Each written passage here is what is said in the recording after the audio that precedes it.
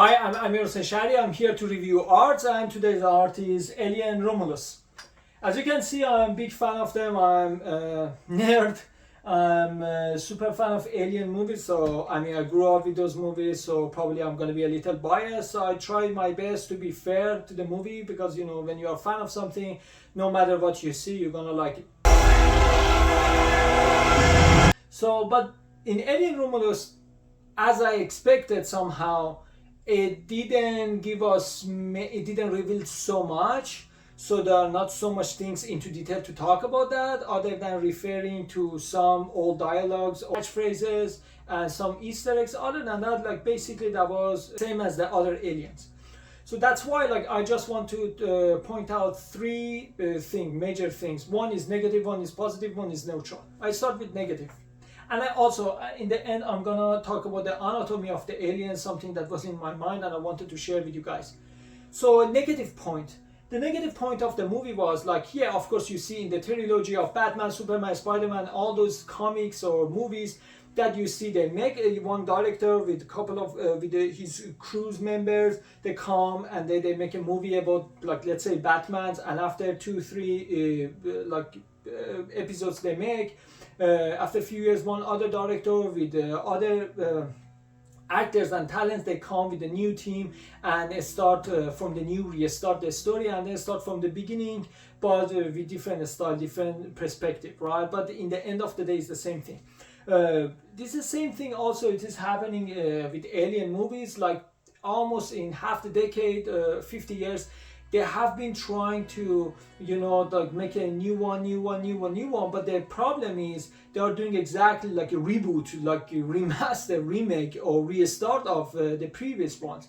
But the catch is, in the Batman series, Batman movie, the whole story, nothing is unknown. We know who Batman is, Bruce Wayne is, who Joker is, Mr. Freeze, Harley Quinn or Bane. All those characters, we know them, we know where Gotham is and who they are and what is their story plot. You just want, for the nostalgic purposes, you just want to redo that for audience to again come back and watch it, to have the excuse to again go back and then refresh their memory.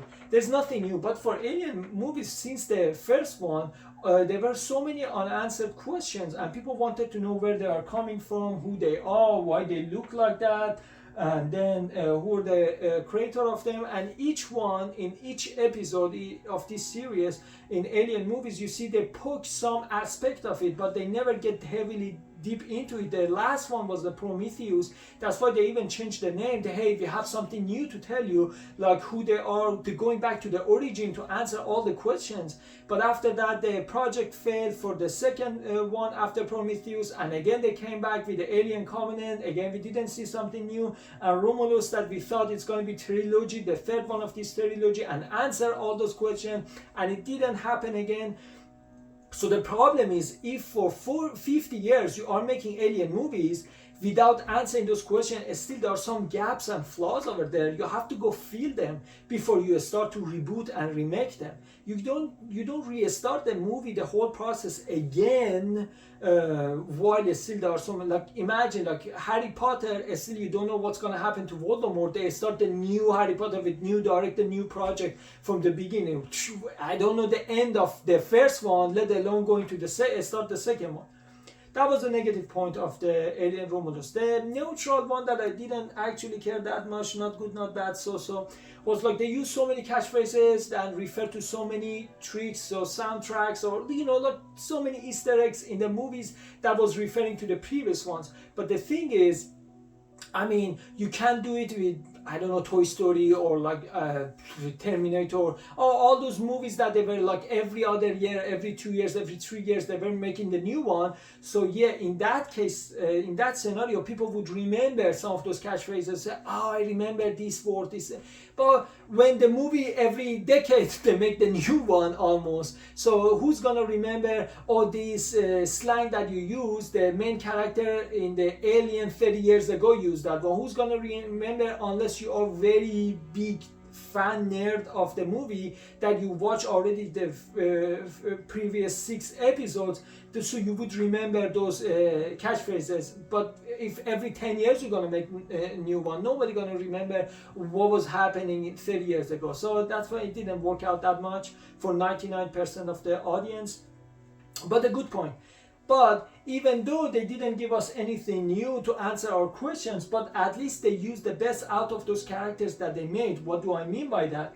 Like when you look at the face huggers or xenomorphs, like in some alien movie like Alien Covenant, there's only one xenomorph, like the main character that's coming to kill you, right? There's only one. For example, that one is super strong, like it is coming, like the main one that always you see it, like it's the main villain of that, right? So they have to make it super strong, super fast, super villain, super wild and savage to make it strong enough to be problem for all the characters in the story, right? But there are some others, like there is a hive over there, and then there are many of those xenomorphs. So if they make it as strong as the xenomorph in Alien Covenant, there will be no chance for characters to survive if each one of them they were that strong. So they have to make it lame, slow, you know, like not very smart. So this contradicts each other. But this one, there were many xenomorphs and many facehuggers, but their strength, power, the intelligence was enough somehow that you could say, okay, it makes sense, you know, like it was reasonable. And plus that they use the most out of it. Like for example, face huggers, always they were stationary. They were waiting in their place, in their like flower holder, whatever you're gonna call it, and then they just jump into the host face and use the thing like the tail or whatever into their mouth, and then put the seed in their stomach and then leave it, right? That was only this. But this one you are seeing like just like a scorpions, they are walking in the station. So it's not like only you have to get close to them, they are approaching you. Or for example, the xenomorph, you can see like they have a strategy, they have the tactic. It's not just like, oh, they see you, they have to smash you, they have to destroy you. It's like they know what you are doing and they are kind of familiar with the spaceship, which is weird because as soon as they get out of the host body, how are they familiar with the area? Just as if the turtle is coming back from the mom and then see in the ocean, and it takes time to get used to this stuff. But it's still like they had a strategy, and that was back and forth. And I think those scenes that they created by anti-gravity thing, I think that played very to their favor, and we saw finally the best potential of a xenomorph and a facehugger inside the spaceship. What could happen, how many scenarios could happen, and of course in the end they had the extra treats related to the engineers. I don't want to spoil it to you, but they poked you somehow, hey, if you watch the next one, maybe we give you all the answers, but this is what they have been doing all the time. Okay, enough of that. Let's go talk about the anatomy of the xenomorphs. So as you know, like this is the face hugger, gets to the face of the human, regardless of the gender, and the seed goes inside the belly and feed from it. Depends on the series, from 2 minutes to hours or days even. They turn from small tiny xenomorph, they turn to the mini, and then they get out of the chest and then get to the bigger one, and finally they turn to this. And I don't know what they eat that they turn that big from the beginning of the movie, from the small one not even being born to turn to one of these monsters. I don't know what they eat, they photosynthesis or what. But what I didn't understand, again, looks cool, but when we call it science fiction, it means we have to respect science aspect of it as well. First of all, with this length of the tail, that much of the muscle is not enough to carry the whole body. And what is that? Exhaust of the car? What is that for? Like, I mean, in the nature, everything you see, somebody has tail, somebody has ears, somebody has, like, you know, horn, like they are all for a reason. What is exactly the reason? Is it like an exhaust, they have turbocharger? What is that for? Plus, so how do they sleep? Because they are like with the 2 feet, you know, they are not 4 feet like a cat. So they cannot sleep on the sides because cats have fur or something to make it like comfortable, because, you know, not everyone has a mattress or a pillow. So they have something to make it easier for them to sleep. But for something tiny and skeletal of this one, on side wouldn't be comfortable, and on back it would sleep like on air. It wouldn't make sense. It would break its back. And on front, the only way like the horse or sheep they would sleep, again, it doesn't happen. It doesn't work out because they have hoofs. But this one has a not even paws, like fingers. The feet has the fingers. How do you exactly sleep like a goat without your hand goes numb, it goes to sleep, right? So you cannot sleep from front, you cannot like a sheep, you cannot sleep from back like a human, and you cannot sleep with sides because you have two legs. It doesn't make sense.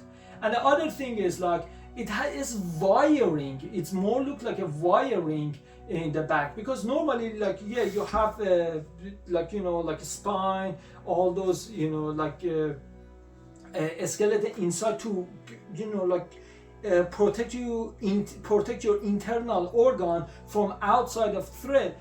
But when you have like those skeleton outside of your body, what are you protecting from? Like basically it has the skeleton on top of the flesh instead of inside of it. So I mean, it doesn't make sense. And especially, for example, like for somebody who is walking like a human, right? Those spikes on its elbow, it can really cause the harm to yourself. Like those, like why do you think like cows, they have that much of horns? Because they never can rotate their neck the way that like eagles or owls do to hurt themselves, right? But with having like a spike on your elbows, any moment you can hit yourself, and it naturally it wouldn't happen. And also being so tiny, like when you see how fast they are in the movie, it doesn't make sense how these muscles are carrying those exhausts, these long brain head and this tail.